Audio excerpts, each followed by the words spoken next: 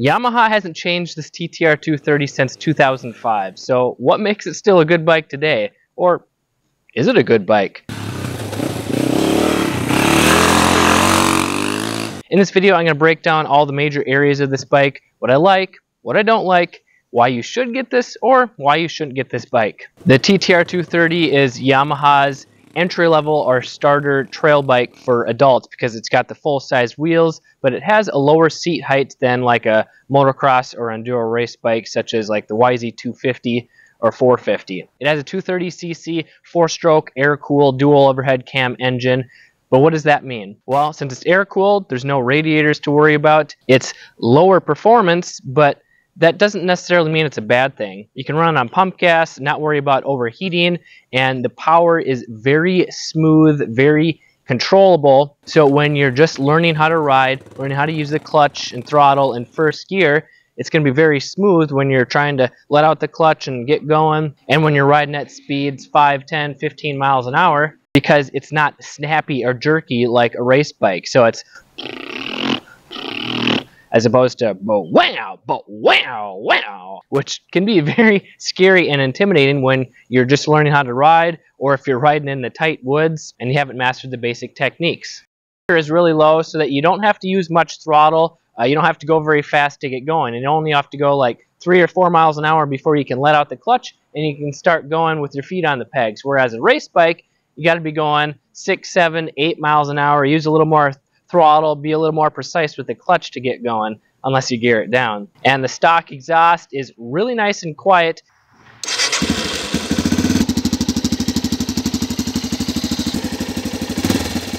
If you leave the baffle in, which means you're not going to annoy neighbors as you would with a race bike, and you'll be less likely to get areas shut down due to noise complaints. It has about 20 peak horsepower, which may not seem like a lot, especially compared to like the 250F race bike that has about 40 horsepower, but that's not what makes this engine so great. You got to look at the power under that curve. That peak horsepower is only when you're at one certain RPM, and in this it's about 8,000 RPM. And how often are you going to be riding there? Well, if you're just casually trail riding, not very often. You're probably going to be in the 2 to 6 or 7,000 RPM range, and that is where this bike shines because it has very good low-end torque that's very smooth, it's very linear, it's not a huge ramp up, it's very smooth so that you can be in too high of a gear and lug it down low, and you still don't have to use a whole lot of clutch to prevent it from stalling or flaming out. The suspension,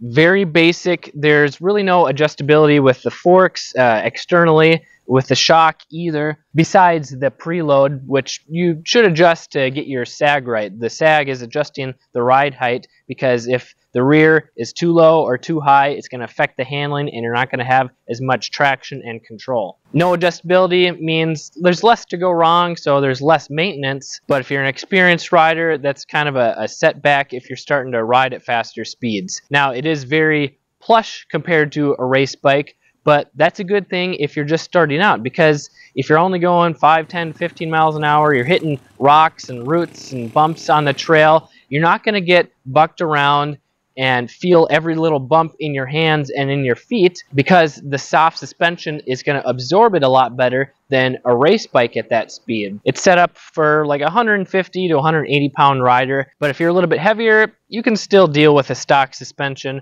if you're just starting out. But once you start riding a little faster, a little more aggressive, you're going to want some stiffer springs in this. And when you do start riding faster and you're trying to race or just push your pace, the stock suspension will show its disadvantages when you start bottoming out or getting bucked around. With good technique, you can make up for the lack of performance suspension, but eventually you'll want to put in stiffer springs or send it out to get it revalved. Or if you're an expert level racer, you might eventually just want to upgrade to a race bike. But you would be surprised at how fast you can go in the woods or single track trails on a low performance trail bike like this, even though it has soft suspension and only 20 horsepower. As far as the weight goes, it's about 250 pounds fully loaded with all the fluids and gas. And for its physical size, it's a little bit heavy, especially if you're coming up from like a 125 trail bike like the TTR 125. It's going to feel a lot bigger and heavier, but compared to like the enduro bike like the 250 FX or the X, it's going to feel easier to handle because the low seat height, it's about 34, a little over 34 inches. So the lower of center of gravity makes it feel lighter when you're riding it. It's easier to handle. It's easier to put your foot down,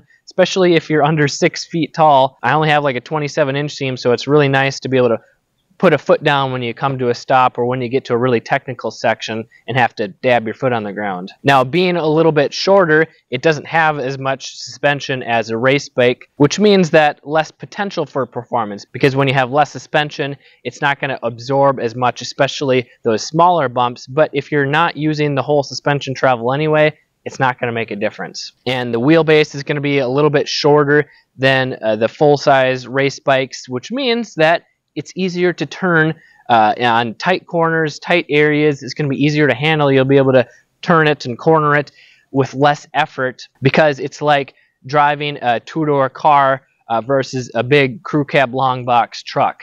It's kind of an exaggeration, but that's how it feels. Now, moving on to the two minor things that I don't really like about this, especially compared to the Honda CRF 250F, is the first one, very minor, is just the kickstand stop. So when you put the kickstand down to park the bike, you don't want to have the bike angling down, because the kickstand is almost straight as opposed to like an angle. So if it's angled down, the bike is just going to roll forward and fall on the ground. So you just got to make sure you find a spot that's flat, or even angle it up a little bit. Again, minor complaint. You could grind that stop down a little bit if you want. And two is the carburetor. There's two things that I don't like about the carb. One is I don't like dealing with jets and stuff, even though I can, and it's not that big of a deal if you're using it regularly, because carbs, they have problems when you let them sit for more than a month, especially using pump gas with ethanol in it, which is why I prefer fuel injection, because they can go longer and have less problems and just always start right up. But aside from that, the bike still runs great as long as you get the jetting dialed. And that's the other thing, is that the fuel screw, which is very important for getting the pilot jet circuit dialed for easy starting, no bogging, good throttle response, it won't die easily, it'll warm up quicker and stay cool. The fuel screw on this carburetor, it has a plug, so you're not supposed to access it. I'm guessing it's due to some emissions regulated nonsense. So if you want to be able to adjust that, because this bike does not start very well when it's cold,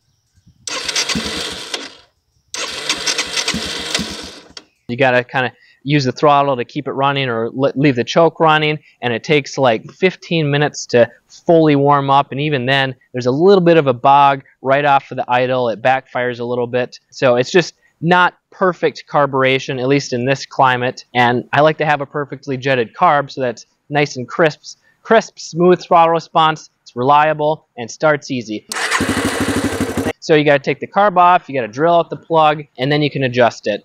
Doesn't seem like a lot, but it's just kind of a pain that you have to do that just to get a really well-running bike right away. So aside from those two minor complaints, this is an excellent starter bike or casual trail bike. If you're over 5'6" tall and you're looking for a full-size bike that's easy to ride, has electric start, is reliable, doesn't require much maintenance, very smooth power, no radiators, this is an excellent bike. And as far as the kickstart, I always get someone commenting saying, "I'm not going to buy it because it doesn't have a backup kickstarter. What if the battery goes dead?" Well, that's true, but do you still have a backup crank start for your car because it's only electric start? As the battery is properly charged, you're not going to have a problem. And even then, you can still bump start it. And most batteries, it's pretty easy to tell when they're about to die. They'll start to crank the engine over slower. So anytime you feel that the battery is starting to die out, replace it. Now, if you want a fuel-injected bike, or if you need a backup Kickstarter, or if you're looking for a race bike that has a lot of power or really good suspension, this bike probably isn't for you. But if you're just starting out, or if you're still nervous when riding single-track trails, you don't need to get more power or suspension than a bike like this. Why am I so adamant about it? Because I see too many people starting out on enduro or race bikes with too much power that they can't handle, especially when riding in the woods. They end up getting hurt or just crashing hard and getting scared, and it slows down their improvement when it comes to confidence or speed and skills. So that's why I'm a huge advocate for riding a slow bike fast rather than riding a fast bike slow. And if you do want to learn how to access that fuel screw on the carb and adjust it, you should check out this video here. Or if you want to compare this to the Honda trail bike, you should check out this video here. I'm Kelly Fager from Motocross Hideout, and I want you to ride safe so that you can have fun with your friends and family for many years to come.